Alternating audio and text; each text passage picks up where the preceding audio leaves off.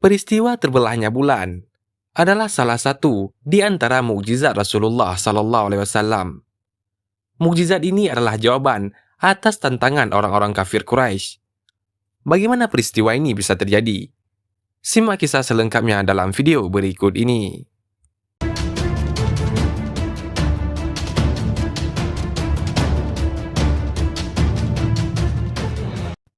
Assalamualaikum warahmatullahi wabarakatuh. Sahabat kisah Islamku official yang dirahmati oleh Allah Subhanahu wa taala. Dikisahkan dalam kitab Durratun Nasihin, di zaman jahiliyah hiduplah raja bernama Habib bin Malik di Syam. Dia penyembah berhala yang fanatik dan menentang serta membenci agama yang didakwahkan Rasulullah sallallahu alaihi wasallam. Suatu hari, Abu Jahal menyurati Raja Habib bin Malik perihal Rasulullah sallallahu alaihi wasallam. Surat itu membuatnya penasaran dan ingin bertemu dengan Rasulullah sallallahu alaihi wasallam. Dan membalas surat itu, ia akan berkunjung ke Mekah. Pada hari yang telah ditentukan, berangkatlah ia dengan 10.000 orang ke Mekah. Sampai di desa Abtah, dekat Mekah, ia mengirim utusan untuk memberitahu Abu Jahal bahwa dia telah tiba di perbatasan Mekah. Maka disambutlah Raja Habib oleh Abu Jahal dan pembesar Quraisy. "Seperti apa sih Muhammad itu?" tanya Raja Habib setelah bertemu dengan Abu Jahal. "Sebaiknya Tuan tanyakan kepada Bani Hashim," jawab Abu Jahal. Lalu Raja Habib menanyakan kepada Bani Hashim. Di masa kecilnya, Muhammad adalah anak yang bisa dipercaya, jujur, dan baik budinya. Tapi sejak berusia 40 tahun, ia mulai menyebarkan agama baru, menghina dan menyepelekan Tuhan-Tuhan kami. Ia menyebarkan agama yang bertentangan dengan agama warisan nenek moyang kami, jawab salah seorang keluarga Bani Hashim. Raja Habib memerintahkan untuk menjemput Rasulullah sallallahu alaihi wasallam dan menyuruh untuk memaksa bila ia tak mau datang. Dengan memakai jubah merah dan sorban hitam, Rasulullah sallallahu alaihi wasallam datang bersama Abu Bakar As-Siddiq radhiyallahu anhu dan Sayyidah Khadijah radhiyallahu anha. Sepanjang jalan, Sayyidah Khadijah radhiyallahu anha menangis karena khawatir akan keselamatan suaminya. Demikian pula Abu Bakar radhiyallahu anhu. "Kalian jangan takut, kita serahkan semua urusan kepada Allah Azza wa Jalla," kata Rasulullah sallallahu alaihi wasallam. Sampai di desa Abtah, Rasulullah sallallahu alaihi wasallam disambut dengan ramah dan dipersilahkan duduk di kursi yang terbuat dari emas. Ketika Rasulullah sallallahu alaihi wasallam duduk di kursi tersebut, memancarlah cahaya yang gemilau dari wajahnya yang berwibawa, sehingga yang menyaksikannya tertegun dan kagum. Maka berkata Raja Habib, "Wahai Muhammad, setiap nabi memiliki mukjizat. Mukjizat apa yang engkau miliki?" Dengan tenang Rasulullah sallallahu alaihi wasallam balik bertanya, "Mukjizat apa yang Tuan kehendaki?" Raja Habib bin Malik menjawab, "Aku menghendaki matahari yang tengah bersinar engkau tenggelamkan. Kemudian munculkanlah bulan. Lalu turunkanlah bulan ke tanganmu belah menjadi 2 bagian dan masukkan masing-masing ke lengan bajumu sebelah kiri dan kanan. Kemudian keluarkan lagi dan satukan lagi. Lalu suruhlah bulan mengakui engkau adalah Rasul. Setelah itu, kembalikan bulan itu ke tempatnya semula. Jika engkau dapat melakukannya, aku akan beriman kepadamu dan mengakui kenabianmu." Mendengar itu, Abu Jahal sangat gembira. Pasti Rasulullah sallallahu alaihi wasallam tidak dapat melakukannya. Dengan tegas dan yakin Rasulullah sallallahu alaihi wasallam menjawab, "Aku penuhi permintaan Tuan." Kemudian Rasulullah sallallahu alaihi wasallam berjalan ke arah Gunung Abi Qubaisy dan salat 2 rakaat. Usai salat, beliau sallallahu alaihi wasallam berdoa dengan mengendahkan tangannya tinggi-tinggi agar permintaan Raja Habib terpenuhi.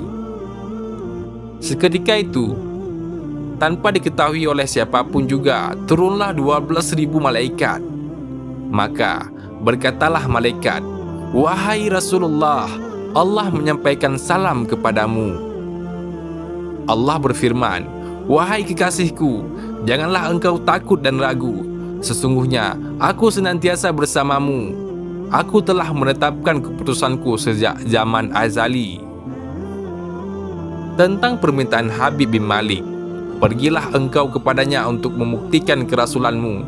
Sesungguhnya Allah yang menjalankan matahari dan bulan serta mengganti siang dengan malam."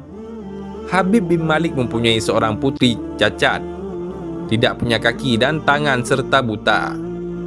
Allah Azza wa Jalla telah menyembuhkan anak itu sehingga ia bisa berjalan, meraba dan melihat. Lalu bergegaslah Rasulullah SAW turun menjumpai orang kafir. Sementara bias cahaya kenabian yang memantul dari wajahnya semakin bersinar. Waktu itu matahari telah beranjak senja. Matahari hampir tenggelam sehingga suasananya remang-remang. Tak lama kemudian Rasulullah SAW berdoa agar bulan segera terbit. Maka terbitlah bulan dengan sinar yang benderang. Lalu terbelahnya bulan dengan dua jari Rasulullah SAW, mengisyaratkan agar bulan itu turun kepadanya. Tiba-tiba suasana jadi amat menegangkan ketika terdengar suara gemuruh yang dahsyat. Segumpal awan mengiringi turunnya bulan ke tangan Rasulullah SAW. Segera setelah itu beliau Rasulullah membelahnya menjadi dua bagian. Lalu beliau masukkan ke lengan baju kanan dan kiri. Tidak lama kemudian, beliau Rasulullah mengeluarkan potongan bulan itu dan menyatukannya kembali. Dengan sangat takjub orang-orang menyaksikan Rasulullah SAW menggenggam bulan yang bersinar dengan indah dan cemerlang. Bersamaan dengan itu, bulan mengeluarkan suara, "Asyhadu an la ilaha illallah wa asyhadu anna Muhammadan abduhu wa rasuluh." Menyaksikan keajaiban itu, pikiran dan perasaan semua yang hadir terguncang. Sungguh, ini bukan mimpi, melainkan sebuah kejadian yang nyata. Sebuah mukjizat luar biasa hebat yang disaksikan sendiri oleh Raja Habib bin Malik. Ia menyadari itu tak mungkin terjadi pada manusia biasa, meski ia lihai dalam ilmu sihir sekalipun. Namun, hati Raja Habib masih beku. Maka, ia pun berkata, "Aku masih mempunyai syarat lagi untuk mengujimu." Belum lagi Raja Habib sempat melanjutkan ucapannya, Rasulullah SAW memotong pembicaraan. "Engkau mempunyai putri yang cacat, bukan? Sekarang, Allah Azza wa Jalla telah menyembuhkannya dan menjadikannya seorang putri yang sempurna."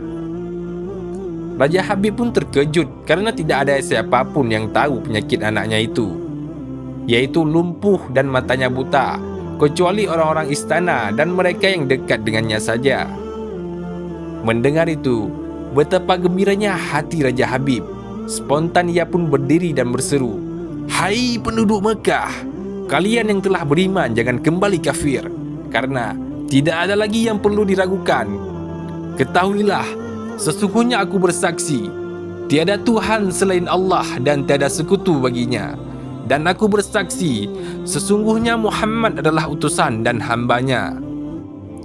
Melihat semua itu, Abu Jahal jengkel dan marah dengan emosi berkata kepada Raja Habib, "Wahai Raja Habib, engkau beriman kepada tukang sihir ini hanya karena menyaksikan kehebatan sihirnya."